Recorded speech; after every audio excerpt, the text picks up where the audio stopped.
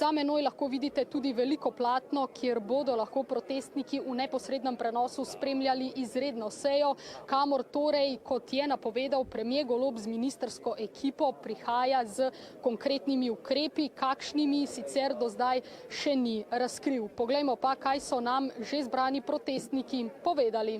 Če pa hočemo pravzaprav to problematiko, ki se tukaj dogaja v mestu zadnjih 30 let in se nič ni zgodilo, zdaj pa nekdo nastradal zaradi tega.